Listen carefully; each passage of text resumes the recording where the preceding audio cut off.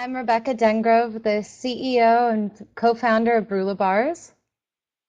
I'm Daniel Dengrove. I'm the co-founder and president of Brewla.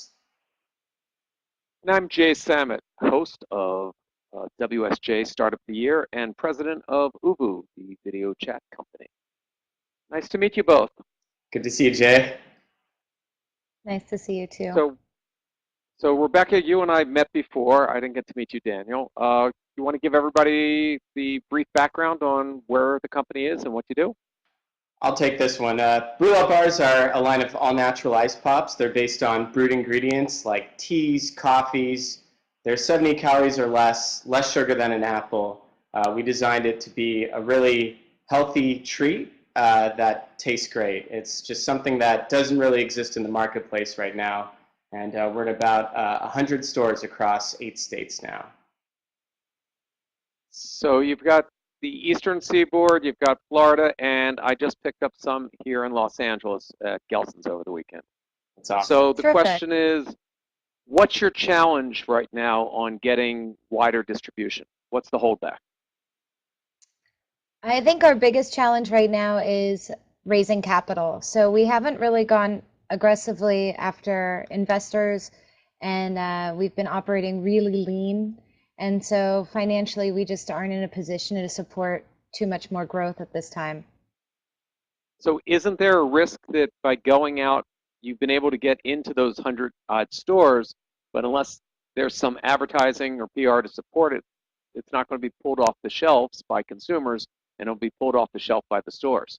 So how are you combating that in your present location? Yeah, I mean, that's true. We do a lot of in-store demos. That's one of our biggest promotions right now. And we're in this position where we have a lot of people who want us in their stores, and we just can't support it because it does take that added advertising revenue and resource. So, I mean, the good thing is, we've sort of created a lot more demand for the product. So when we are actually ready to launch it into these additional stores, we will have existing customer base that want it. How much capital are you looking to raise? We're looking to raise around $500,000 to $1 million, and most of that's going to go toward sort of actually reducing our costs. A lot of it will, and increasing our margins, opening up some additional sales channels, and expanding into additional stores. So a lot of growth. Now, do you presently do your manufacturing in-house, or do you subcontract it to some other facility? We subcontracted it, and we're actually talking to a number of manufacturers across the country to see if we can improve our margins by finding better price options. One of our biggest challenges right now is with costs. We've actually we have an expensive product, and a lot of the improvements in margins is actually going to come down based on just better partnerships, and also just through increasing our volumes. Okay. But in raising capital, obviously, you're giving up part of your equity. The other choice is to take your formula and your success that you're having and license it to someone that already has distribution and scale. Have you thought about those choices? We haven't thought as much about licensing. I think there's still a lot more we have to prove to be in a position where we can actually license it, but we're open to the idea. Uh, I mean, really, what's most important for us is finding the right partnership that fits our brand and helps us grow it. That's what we're looking at more than anything else. Ideally, we don't give away too much equity to do it, but we're really interested in making this product successful and really sort of getting it in the hands of more people because it is a great product and it delivers on health benefits that I don't think anything else does in that category. No, it's a unique niche. Adult premium, has better margins. Your challenges, you already know, is you have a product that needs constant freezer truck and freezer storage, and is a very expensive product to move around compared to other products that sit in the warehouse. One of the things that I don't know if Rebecca shared when we had met and discussed is a friend of mine is the retired CEO and owner of the largest ice cream company in the U.S. They make the ice cream that is sold at your largest places like Walmart and at theme parks and everywhere in between. Would you want me to set up a meeting and see if you guys want to explore something along those lines? Definitely. Somebody that has the manufacturing and the scale, because if you do a piecemeal, with your projections, does $1 million get you to profitability, or does $1 million just get the experiment nationally? $1 million will get us to profitability. And how do you know that? Based on what volume and sell through?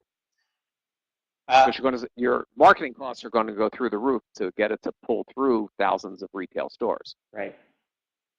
We basically created a sort of a 3 to 5 year model, and we assumed some pretty heavy marketing costs and some aggressive growth, and came to the conclusion that based on the added margin improvements that we get from scaling even more and more, buying truckloads of ingredients and actually distributing truckloads of ingredients, finished product, it would actually make sense for us to be profitable at that time.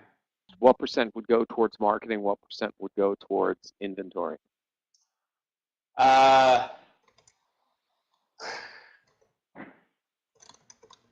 Offhand, Wrong answer. I know. Know your numbers before you go out to raise money, because that's what it really comes down to. To get your shelf space nationally costs a fortune. Right. And you should really look at what you're competing against for that shelf space, because you're not competing against brother and sister startups. You're competing against people that spend a fortune to get one more product into the freezer case. Yeah. It's a lot of competition to deal with. But we've sort of started out in a competitive atmosphere at farmers markets, and it's only grown in competition now that we're distributed in a number of stores across not just New York where we are, but across the country now. So we are starting to see the fruits of our labor, and we really believe in it. And we're continuing to get more and more engaged customers and a fan base. So, I mean, I feel like the best demand is created by other people and word of mouth. And right now, that's sort of the wave that we're actually, following along. Well, you've done everything right. You have a unique product in a new category that shows growth. Keep the branding up so people recognize the brand and Brewla stands for something, and try to associate it with that sector of the society that you think is your best customer. And the rest will hopefully sort itself out when you get your handle on the numbers. Appreciate you spending the time. Thank you, Jay. Bye. Thanks, Jay. Bye, everybody.